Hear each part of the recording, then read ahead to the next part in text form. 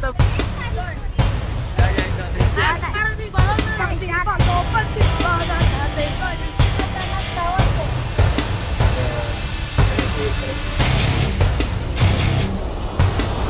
Assalamualaikum. Saya Ahmad. Welcome back to my channel.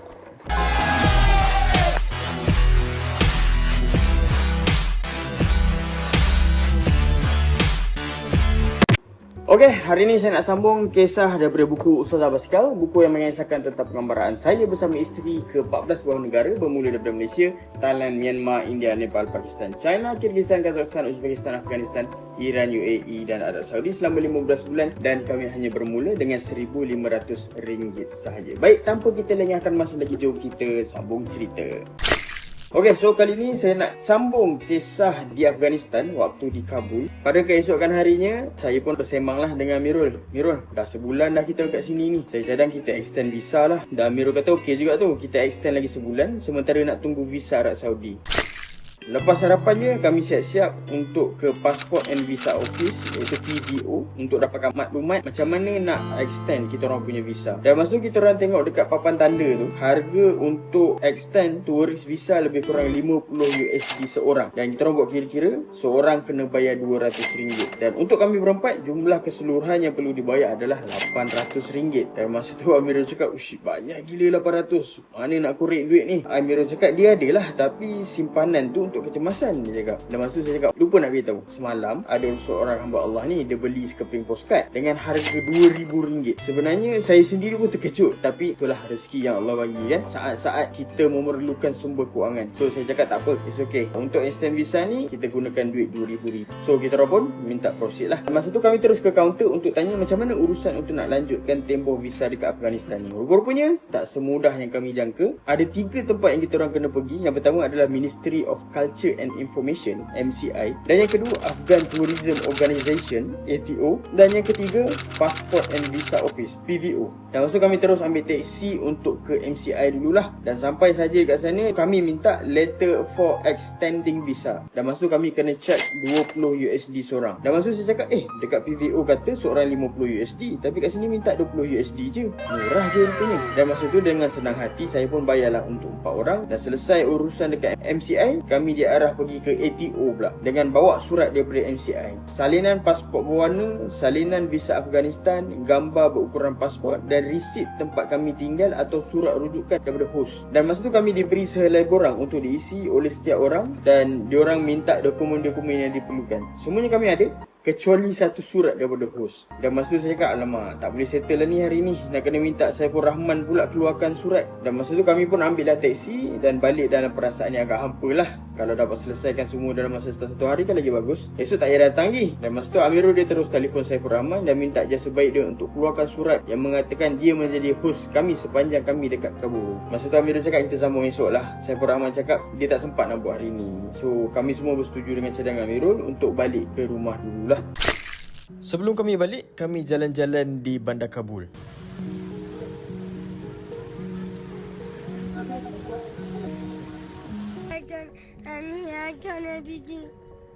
Tu pakcik tu. Namita. Pakcik tu. Namita. Ni pun Namita.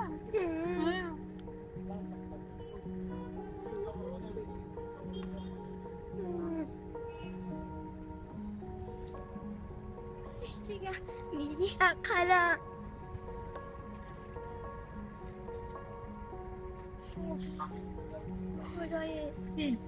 Beautiful. Makbul. Tidur. Bas. One shirt only.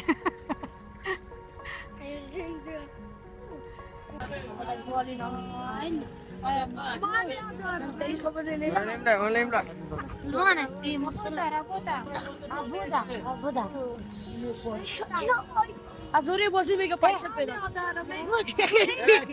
करता वो शेर रखो उसने ये करीम मजे Put. terus dibaca al-fatihah ya terus baca al-fatihah yang besar ni Sejaya. Okey, jap. boleh saya minta izin untuk bercakap dengan tuan-puan selama 30 saat? Pernah tak tuan-tuan dan puan terfikir, kalau esok kita dah tak ada, apa yang anak cucu kita akan ingat pasal kita? Ada tak buku yang dia boleh baca? Ada tak cerita yang diorang boleh ingat? Atau semua pengalaman hidup kita hilang macam tu je? Sedangkan kita pernah lalui macam-macam perkara. Susah, senang, jatuh, bangun. Tapi akhirnya semuanya menjadi memori yang tak sempat diwariskan. Sebab itulah saya tulis buku Tulis Sebelum Pergi, supaya orang biasa macam kita dapat meninggalkan sebuah warisan yang tak boleh dibeli dengan duit. Sebab satu hari nanti harta kita mungkin habis dibelanjakan, tapi cerita kita boleh terus hidup dari satu generasi ke satu generasi. Kalau tuan-puan nak baca buku ni sebelum buku ni diterbitkan, scan QR di skrin sekarang untuk download sampel percuma. Dan lihat sendiri macam mana tuan-tuan dan puan-puan boleh mula menulis kisah hidup tuan-puan bermula hari ini. Download sekarang. Alhamdulillahirabbil alamin arrahmanirrahim maliki yaumiddin iyyaka na'budu wa iyyaka nasta'in bismillahirrahmanirrahim alhamdulillahirabbil alamin arrahmanirrahim maliki yaumiddin iyyaka na'budu wa iyyaka nasta'in ihdinas siratal mustaqim ghairil maghdubi alaihim waladdallin. Bicycle वाला क्या क्या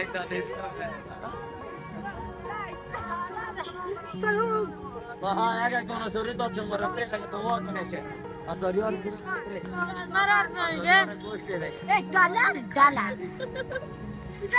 In dollar, hey, dollar.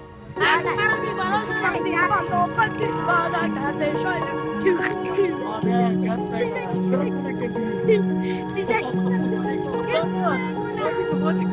Okay, bye bye. Bye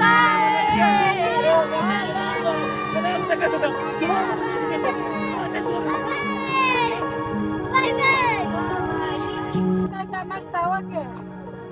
Nulis tata mas tawa ke? Ahora pasa a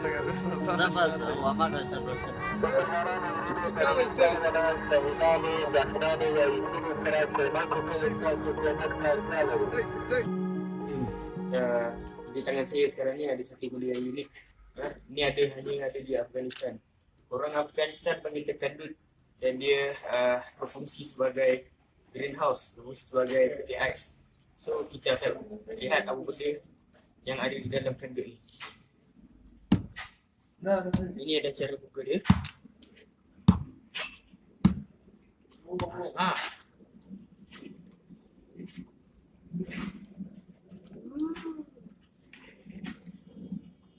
So, anggur ni diorang akan simpan reserve selama 6 bulan.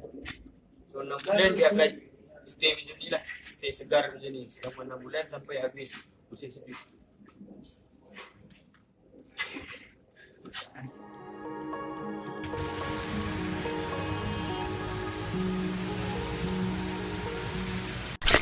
Pada malam tu, saya masuk tidur awal sebab letih. Tapi Adilah dia masih tak tidur lagi. Entah apa yang dia buatnya. Dan masa tu saya tanya Adilah, tengah buat apa tu? Tidurlah, esok dah nak keluar lagi ni. Adilah kata rahsia lah. Sebenarnya dia tengah tulis sesuatu dekat atas kertas. Mulut dia bunyi macam tengah menyanyikan sesuatu. Masa tu saya biarkan je lah Adilah dengar rahsia dia tu. Saya terus terlelap dalam kesejukan dan berselubung dengan sleeping bag bulu angsa.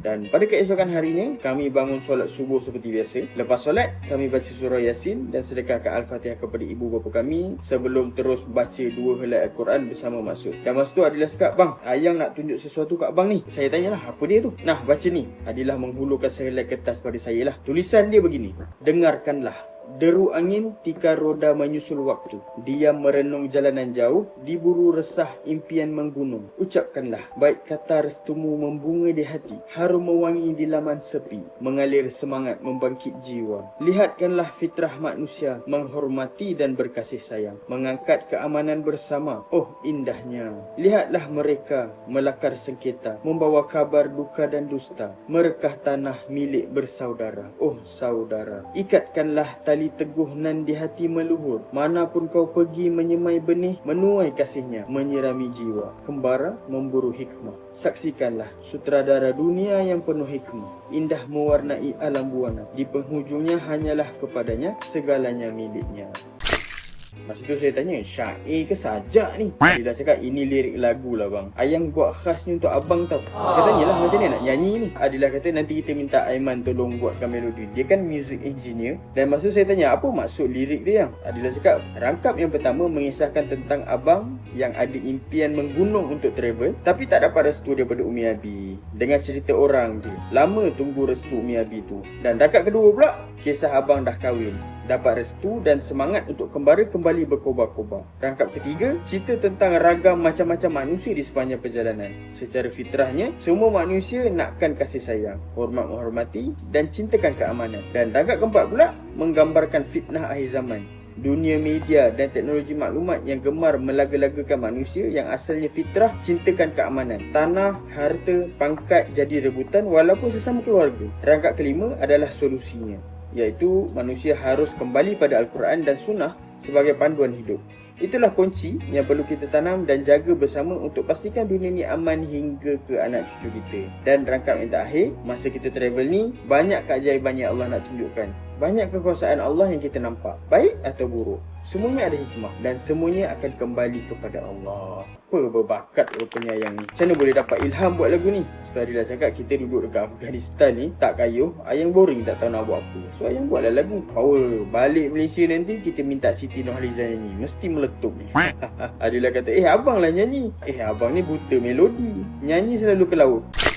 Dan tiba-tiba masa tu dengar suara Amirul. Mat, Mat, dah siap belum tu? Kita dah nak keluar ni. Dan masa tu kita orang pun siap untuk nak sambung misi semalam, untuk extend visa Afghanistan. So kalau overstay, kita orang kena denda $15 sehari. Lagi nanya. Masa tu kami carilah kedai printing dulu untuk print surat yang diberikan oleh Saiful Rahman sebelum pergi ke Afghan Tourism Organisation, ATO. Dan bila sampai je ke ATO, kami hantar semua dokumen yang diperlukan ke kaunter. Sekali lagi, dia orang minta duit sebanyak $10 seorang. Dan kita orang blur lah masa tu. Semalam kan dah bayar. Amirul cuba bincang dengan lelaki kat kaunter tu, tapi dia tak faham bahasa Inggeris dan tetap minta $10 kalau nak teruskan. Amirul masa tu dah tak ada pilihan. Dia terpaksalah juga bayar $40 pada pegawai tadi. Amirul tanya, apa salah aku rasa macam kita kena scam je ni? Semalam tu bayar untuk apa? Hari ni bayar untuk apa pula? Lepas tu saya cakap, Amirul, sabar Amirul, InsyaAllah settle lah ni lepas ni. Dan pegawai tadi berikan kami semula semua dokumen dan minta kami bawa semua dokumen tersebut ke Passport and Visa Office, PVO pula. Dan masa tu kami terus ambil teksi untuk ke PVO, pejabat pertama yang kita orang pergi awal-awal tu. Lokasi dia agak jauh juga dari pejabat ATO. Sampai je dekat sana, kita orang terus ke kaunter untuk serahkan dokumen-dokumen tadi. Pegawai kat situ minta kami tunggu sementara mereka proses permohonan kita orang lah. 1 jam juga kita orang tunggu. Dan akhirnya nama kami dipanggil ke kaunter. Dan lelaki kat kaunter tu cakap, almost done brother, you need to pay $200 for 4 visa. Dan situ saya tengok Amirul, dia dah tepuk dahi dah. Muka dia dah berkut-kut dah. Kami pun tak faham, kenapa kena bayar sampai 3 kali? Adakah kita kena scam? Saya pula tanya soalan tu. Kami minta pegawai tu jelaskan, kenapa kami kena bayar dekat MCI dan ATO dan kami kena bayar lagi dekat PVO? Pegawai tu jelaskan, untuk buat surat extend visa daripada MCI, memang ada charge yang perlu kena bayar, iaitu $20. Bila pergi kat ATO pula, kita orang kena bayar untuk dapatkan kebenaran dari ATO. Di PVO ni lah baru harga visa yang sebenar. Apa complicated betul pengurusan dekat Afghanistan ni. Saya harap sekarang ni dah tak ada macam tu lah. Tapi nak buat macam mana, dah itu undang-undang dia orang, so kita orang tak boleh nak marah lah. Tapi kalau scam atau rasuah, memang kami marah betul. Dan selepas beberapa minit buat pembayaran, akhirnya semuanya selesai. Alhamdulillah, syukur. Keesokan harinya, kami terus ke kedutaan Iran dekat Kabul untuk urusan visa Iran pula. Kita orang semua sepakat untuk nak masuk ke Iran. Dan malangnya, permohonan visa kami untuk masuk ke Iran melalui jalan darat semuanya tak diluluskan. 2 kali kami buat permohonan, 2 kali juga kami tak dapat. Dan kedutaan Iran tak membenarkan kami cross sepadan ikut jalan darat. Dan maksudnya kita orang pasrah. Mesti ada hikmah dekat sebalik kejadian ni. Masa tu saya cakap lah, saya ada Google semalam. Iran sebenarnya dia ada visa on arrival tau. Dan Amirul cakap memanglah ada, tapi kita nak kena naik flight tau. Dan masa tu saya cakap, apa lagi pilihan yang kita ada? Kita dah 2 kali kena reject ni. So pilihan terakhir, kapal terbang je lah. Lagi satu, VOA tu valid 15 hari je tau. Artinya, sampai je dekat Iran, kita terus kena extend visa. Amirul tanya, basikal macam mana? Dah ada kat sepadan Iran dah tu. Dan masa tu saya tanya dengan Amirul, boleh ke hantar basikal pergi ke Kabul? Sebab masa tu kita orang dah hantar basikal kita orang pergi ke Herat dan minta untuk hantar ke Kabul balik supaya kita orang bawa basikal kita orang pergi ke Iran bersama-sama lah. Amirul cakap boleh, tapi rugilah nak kena bayar kos postage. Kalau dah tak ada pilihan, reda je lah. Dan masa tu Amirul tanya, so semua setuju ke ni nak naik kapal terbang? Kita orang senyap, tak tahu nak buat keputusan apa. Masa tu saya cakap lah, kejap saya nak buat kira-kira jap. Kalau kos postage dan tiket ke Iran tu aku boleh cover untuk 2 orang, aku beritahu balik. Amirul cakap dia dah survey tiket paling murah dengan lokasi yang paling dekat dengan border. Dan masa saya tanya lah dengan Amirul, visa Saudi apa cerita? Amirul cakap dia dah malas lah nak tunggu. Dah 2 bulan babe dekat Afghan tunggu visa tu siap. Kita terus gerak masuk Iran je lah. Nanti apa-apa saya akan update dengan ibu dekat Malaysia. Masa tu saya cakap, okey lah Amirul, bagi nombor telefon orang yang hantar basikal tu, saya nak uruskan untuk dia hantar balik ke sini.